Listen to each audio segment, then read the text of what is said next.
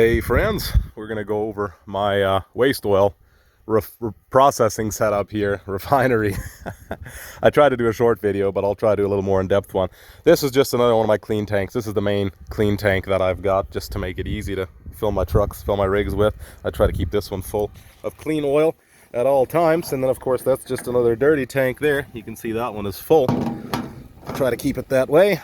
It's about a 600 and some liter tank. This one's probably another 400 or so, and this one is actually full of dirty oil right now, all just picked up from restaurants. You can see that box there, see those jugs over there. Those are just some ones that I'd cleaned and put aside in case I ever needed some clean ones.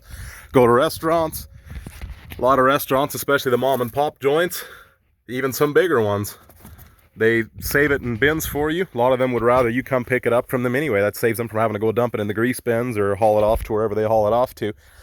That's how I get all of mine. Typically, I'll pick up 20 to 30 jugs at a time. Sometimes it's just 5. Just depends on the day. Get them while I'm in town. Simple process. I've got a fancy, expensive centrifuge in the garage that I haven't actually hooked up yet, but hopefully soon. But up until now, just been a very simple setup. This is a 12-volt transfer pump picked up from Princess Auto, but I'm sure you could get it anywhere. States would be what, Harbor Freight and that type of thing. 2 goldenrod housings. This one you can't see, but it's got a 80 mesh screen in it, which I flipped because what it would do is, especially in the cold, it would collapse the screen and it would restrict flow and mess up the screen. So I flipped it to where it's pushing out from the inside. Keeps the screen open. Still has to go through the same screen, so it shouldn't make any difference for filtering as far as I can tell. And then through the pump, and then into another good old housing with a 30 micron. This is actually a 32 micron, technically, I think. 551461, I believe, is the filter number on that one. Yeah, and then another goldenrod housing with a 10 micron in it. So 80 mesh screen, which would be, what, about 200 microns, 32 micron, 10 micron, or a 13 or 16 or whatever filter you have in there. And then into my clean tote. So this pump, when it's not on sale, it's 150 bucks Canadian. I bet you get one for less than 100 in the States. These here, they can be a little expensive, but let's even say 50 bucks each on the high side.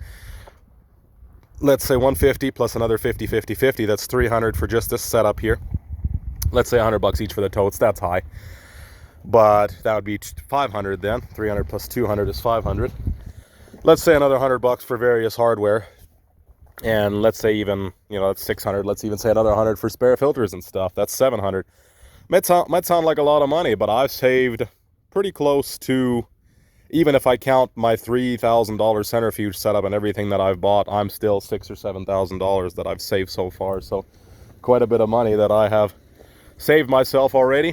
Try to let it settle in my tanks. I only got these totes recently. I leave it in the dirty tank. Longer the better. 6 months is great because then it can settle for a long time, and I guess most of the dirtiness gets settled on the bottom.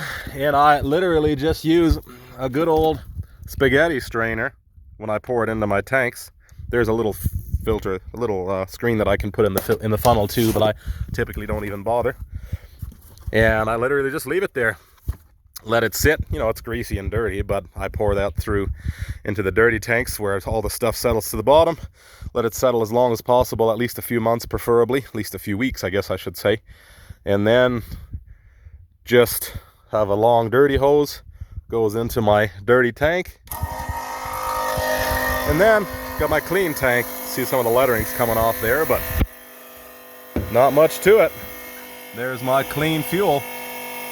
This is 10 microns. Some people drain them through 1 micron socks and things like that. Yep, some go through a centrifuge. I run mostly old 12 valves. 12 valves, old Cummins. Got another Cummins over there. Got another Power Stroke over there. And then I've got a couple more behind the house that I run. 12 valves I'll do up to 100%. But typically what I do is I dilute it with a little bit of gasoline as well. And if I'm not doing that, then some of the other ones I'll only do up to 50% or so. It's good if you've got some filtration systems, like I've got a fast system on here, so that helps quite a bit too. But the more you filter it, the better it is, and the less filters you're gonna have to change. So not much to it. Like I said, if you wanted a simple setup here, let's say 2 totes, transfer pump and some filters, I bet you could do it for $700 or less if you're careful, pretty easily. Actually, there's not much to it. I keep spare filters on me, so if I ever have to change any, I can do that. But like I said, just call around to restaurants and towns. You know, as long as you got a town that's big enough to have 10 various restaurants or whatever, I bet you there's at least a few there that would like for you to get rid of their jugs for them. Typically, most places will make at least 3 or 4 jugs a week or so, or a month at least, even, I should say. 3 or 4 is high, but I've just got, another thing I should mention is I've just got an old 12-volt battery here with another trickle charger there. You can get a cheap trickle charger off of Amazon or Temu or whatever for probably 20 or 30 bucks. And then I've got a breaker. Instead of a fuse, I've just got a 20 amp breaker there. I was running a 30. I think this is a 30, yeah. But I prefer a smaller one so I don't burn up the pump and the wires. So 20 amp, you can tell once it trips it, then, you know, it's enough. That way it doesn't overheat and damage the pump. Once this pump gets warm, I just leave it for a bit. But yeah, not much to it. This is a lot longer than my other video, but I just figured I'd go over it a little bit. I hope I'm not missing anything. And if you guys have any questions, feel free to ask in the comments. And as always, hopefully this helps somebody, and may God bless you.